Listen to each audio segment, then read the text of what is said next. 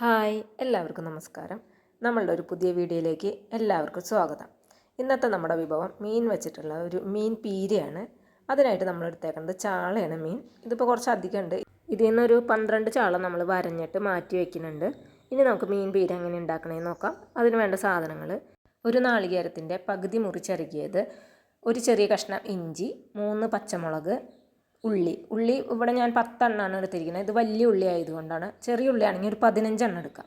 നാളികേരം നമുക്ക് തീരെ വെള്ളമില്ലാണ്ട് ഒന്ന് ചതച്ചെടുക്കാം. അതുപോലെ തന്നെ ഇഞ്ചിയും ഉള്ളിയും ഒന്ന് ചതച്ചെടുക്കാം.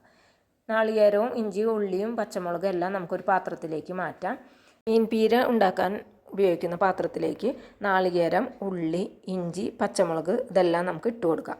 ഇനി ഇതിലേക്ക് 2 തണ്ട് കറിവേപ്പില കൂടി ഇട്ട് കൊടുക്കാം. അതിനുശേഷം ഇതിലേക്ക് ആവശ്യമായ പൊടികളൊക്കെ ചേർക്കാം. ഇതിലേക്ക് മഞ്ഞൾപ്പൊടിയും ഉപ്പും മാത്രമാണ് ചേർക്കേണ്ടതുള്ളൂ. എരിവിനായിട്ട് നമ്മൾ പച്ചമുളക് ചേർത്തുകൊണ്ട് മുളക് പൊടി വീണ്ടും ചേർക്കേണ്ട ആവശ്യമില്ല. മഞ്ഞൾപ്പൊടി ഒരു 1/4 ടീസ്പൂൺ ചേർത്ത് നന്നായി ഒന്ന് തിരുമ്മി കൊടുക്കുക.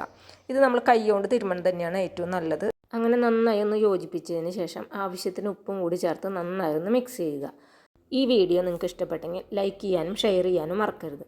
അതുപോലെ തന്നെ സബ്സ്ക്രൈബ് ചെയ്യാതെ ആരെങ്കിലും കാണുന്നുണ്ടെങ്കിൽ ഒന്ന് സബ്സ്ക്രൈബ് ചെയ്തേക്കണേ.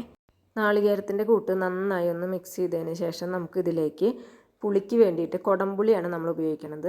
ഒരു 3 കഷ്ണം കുടംപുളി നന്നായി കഴുകി ചെറിയ കഷ്ണങ്ങളായി കീറി നമ്മൾ വെള്ളത്തിലിട്ട് വെച്ചിട്ടുണ്ട്.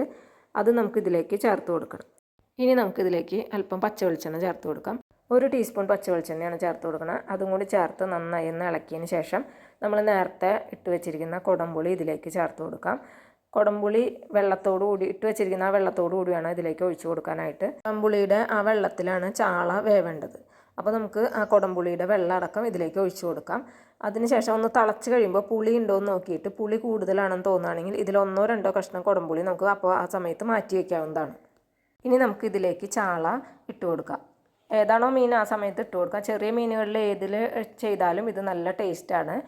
അപ്പോൾ നമുക്ക് ചാള കൂടി ചേർത്ത് നന്നായി ഒന്ന് മിക്സ് ചെയ്ത് ചാളയിൽ ഈ എരിവും പുളിയും ഉപ്പൊക്കെ ഒന്ന് പിടിക്കുന്ന വരെ നന്നായി ഒന്ന് തിരുമ്മി യോജിപ്പിച്ചതിന് ശേഷം നമുക്കിത് ഗ്യാസിലേക്ക് മാറ്റാം. കുടംപുളി ഇട്ട് വെച്ചിരിക്കുന്ന വെള്ളത്തിലാണ് നമ്മൾ ചാള വേവിച്ചെടുക്കുന്നത്. അതുകൊണ്ട് തന്നെ എക്സ്ട്രാ വെള്ളമൊന്നും നമുക്ക് ഒഴിക്കേണ്ടതില്ല. അടുപ്പത്ത് വെച്ച് ചെറുതായി ഒന്ന് തിളച്ച് തുടങ്ങുമ്പോൾ നമുക്ക് ഈ പാത്രം ഒന്ന് അടച്ച് വെച്ച് വേവിക്കാം. മീഡിയം ലോ ഫ്ലെയിമിലിട്ട് ഒരു 15 മിനിറ്റിന് ശേഷം നമുക്ക് ഈ പാത്രം ഒന്ന് തുറന്ന് നോക്കി ഇത് വെന്തോന്ന് നോക്കാം.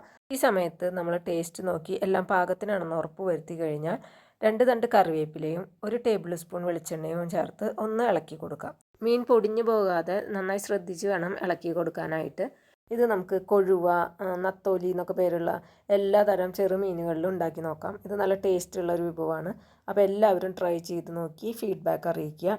ഇപ്പോൾ നമ്മുടെ മീൻ പീര ഇവിടെ റെഡി ആയിട്ടുണ്ട്. ഇനി നമുക്കിതൊരു പാത്രത്തിലേക്ക് മാറ്റാം. അപ്പോൾ നമ്മുടെ മീൻ പീര ഇവിടെ സെറ്റായിട്ടുണ്ട്. എല്ലാവരും ടേസ്റ്റ് ചെയ്ത് നോക്കി. നല്ല അടിപൊളി ടേസ്റ്റായിരുന്നു. അപ്പോൾ നമ്മുടെ ഇന്നത്തെ വീഡിയോ ഇവിടെ അവസാനിച്ചു. അടുത്തൊരു ദിവസം അടുത്ത വീഡിയോ ആയിട്ട് കാണുന്നത് വരെ ബൈ.